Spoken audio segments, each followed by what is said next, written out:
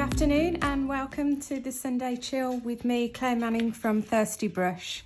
I hope you're all doing well. We've had a lovely spring-like week and some good news from the government finally on the relaxing, or a plan at least, of the relaxing of lockdown over the next few months.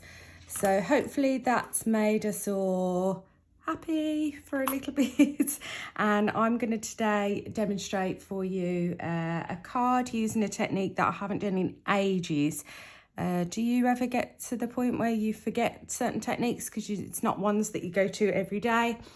So I'm going to use some die cuts to create a letterpress style impression or deboss into my card, and I'm going to add some ink to that to hopefully make it a little bit more colourful and just give you some ideas really about playing around with your die cuts in a different way.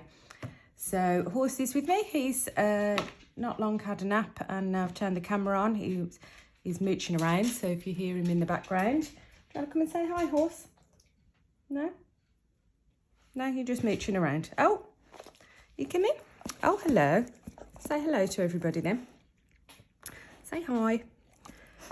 So what I've done is I've got two die cuts here. The Happy's from our Happiness set, which is like a aperture background die. And I've got the outline of this cute little bird from our Morning Song die. Well, it's a Stampin' die, this one here. Stampin' coordinating die set. So I've used the outline of the stamp. And what I've done is these are going to be used to make an impression in our card. I've cut it out twice in normal white cardstock or whatever colour cardstock that you've got lying around that you want to use up. Decent weight cardstock. This is about a 300 GSM, I think. And then I've cut it out a final third time in some vellum and stuck that on the back. What that's going to do is allow us to put some ink onto this vellum area, and because vellum's really smooth and shiny, we're going to be able to transfer that ink as we impress into our card using our die cutting machine. So you may have a different die cutting machine to me. I'm using a Snap today, so you might have to have a play around if you're using a different machine, and even different machines from the same brand. Sometimes depending on the amount that we use them, etc., you might need an extra shim or a little bit less or something like that. So we've got a bird to impress or deboss, and I've done the same with the Happy. I've cut it out twice, glued it together, and then a third time with vellum on the back. What I did find with trying this earlier on, just before the video, is that the vellum I stuck down with like a tape roller rather than wet glue, because otherwise when I put my ink on, where there was like blobs of wet glue, it seemed to give an uneven impression of the ink when we run it through the machine. So let's try it like that and see how that works out. The other thing that you will need is some dye-based inks. So these are Ulta New ones. The classic Distress inks are dye-based as well. The oxides are pigment-based, and I just find that they didn't give as crisp results. But play around with what you've got and see if you can get it to work. But I did find the dye-based inks seem to work best for me. That will depend on what cardstock you're doing. So on that note, the cardstock I'm going to use for my cards is the watercolour Carter cardstock from Stamps by Me.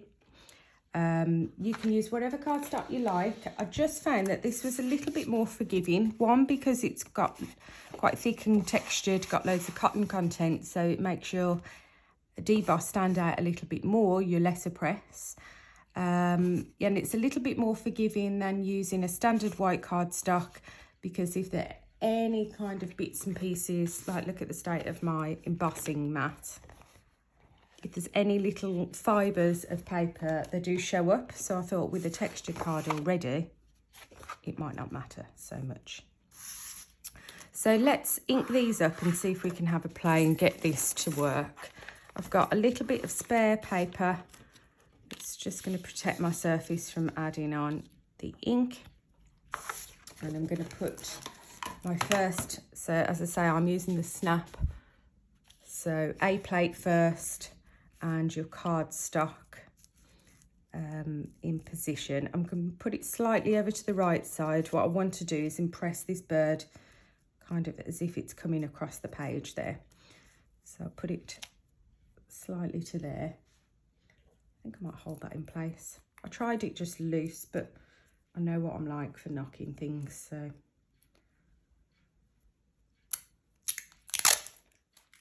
Just going to put the tiniest bit on there just to stop me knocking that more than anything.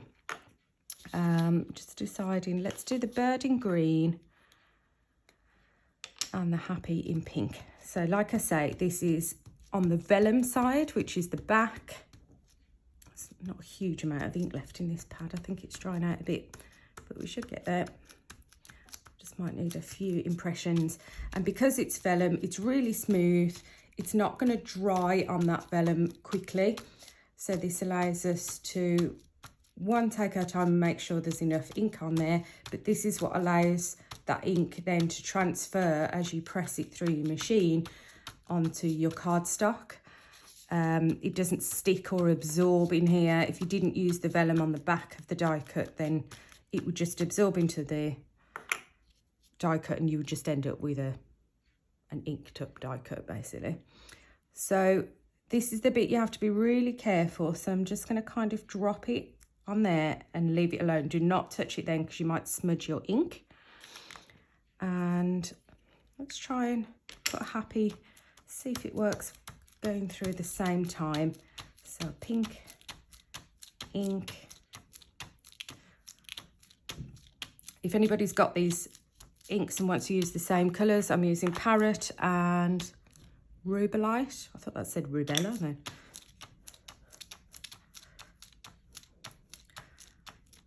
So plenty of ink. Does anybody remember that old kind of letterpress technique, and people used to have this massive kind of wind up machines and stuff?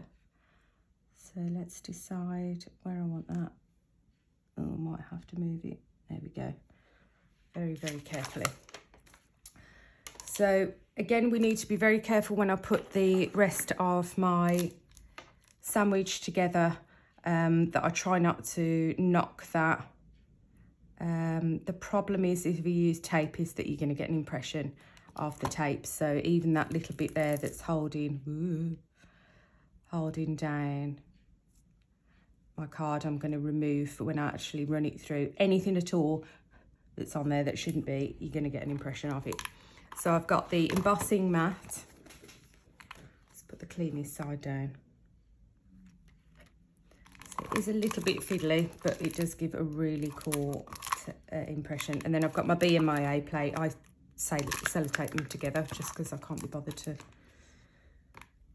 keep putting them together. And let's run that through.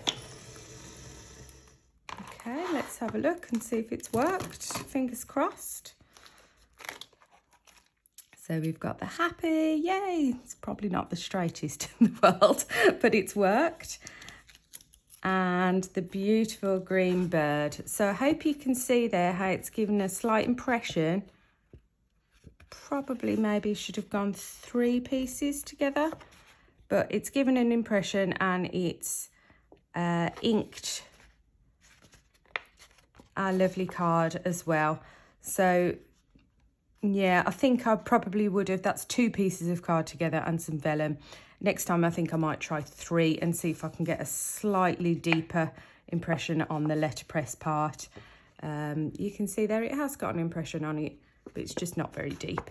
But it's given it a nice effect anyway. What you can try is, if you've got lots of dye inks, you can do multiple colours. You can rainbow, you can ink up certain bits in certain colours and really have fun and mix it around.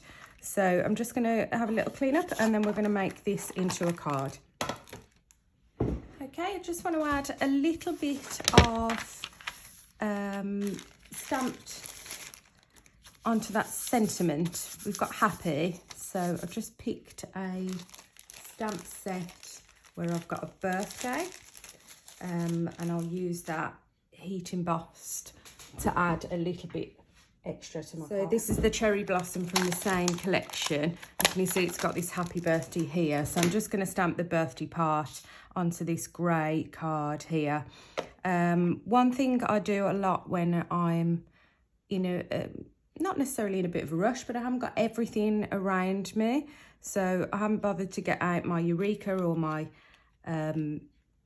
acrylic blocks and things like that for stamping, because I knew this was going to be predominantly a die cut card. Is that I use the lid a lot for from my embossing powder or from other inks. If I'm just literally stamping one thing, I just find it really, really quick. So I'm just stamping the birthday.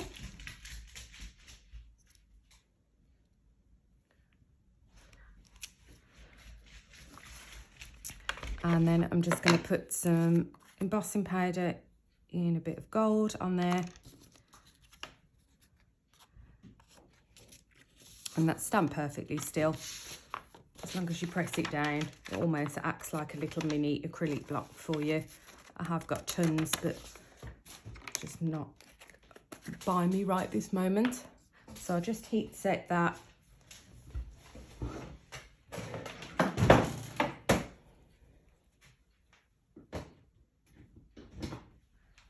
And then I'll be able to trim it down.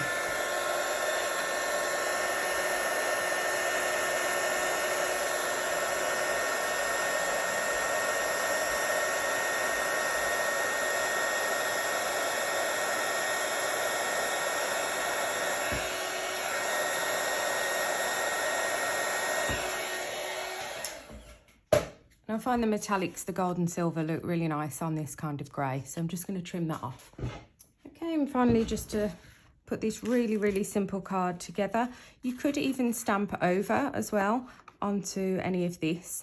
And can you see where the happy it wasn't 100% straight? I'm going to use this to kind of disguise that too. So I've got a 5x7 card blank. And I'm just going to glue that down. Let's see which, yeah, that's the back.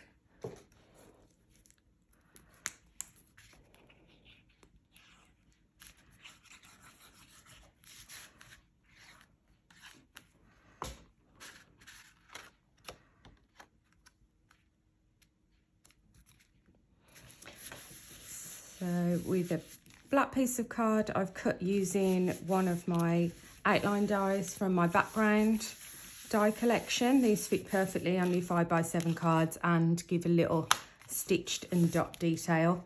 And then the piece that we letterpressed to just go on top.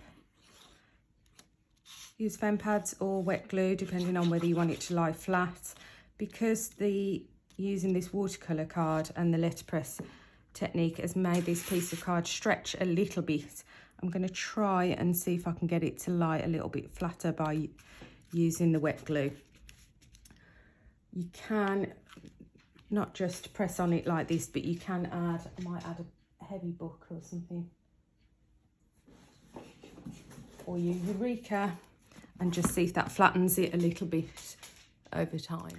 So that seemed to work pretty well to get that. I think that little bit on the bird, I maybe used a little bit too much ink because it made it a little bit too wet, but that's absolutely fine. It's gone a lot flatter than it was. And that's just because of it being the watercolour card. You might find it doesn't do it as much if you're just using plain white cardstock. So let's see if we can make this happy look a little bit straighter by adding on. Don't really want it right over his head though.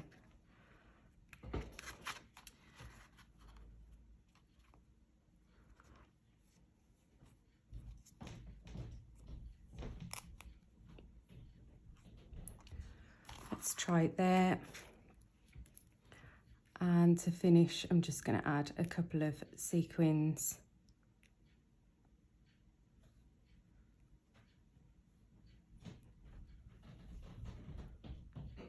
Scattered around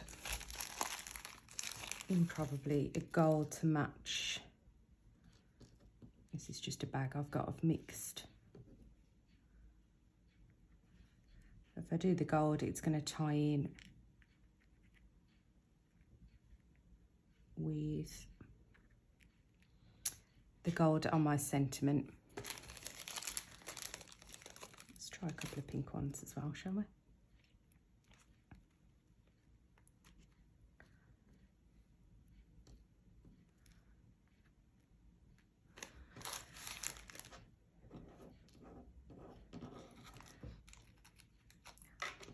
So what I really like about this is just playing around with that letterpress technique. Try different cardstocks, try different ink colours, mixing your inks, and just a different way to use either your standalone dies or your coordinating dies to give a kind of debossed finish and add in ink. Almost similar to when you add ink to an embossing folder, but of course you're using that then with your existing die cuts. And it gives a slightly smoother finish, I think, than when you do it through, get that kind of rustic look through an embossing folder, but just a different way to try things out. So have fun trying that, and I will be back with you on Thursday again at 1 p.m. Here on the How to Craft Network channel. Take care, everybody, stay safe, and I will see you next time.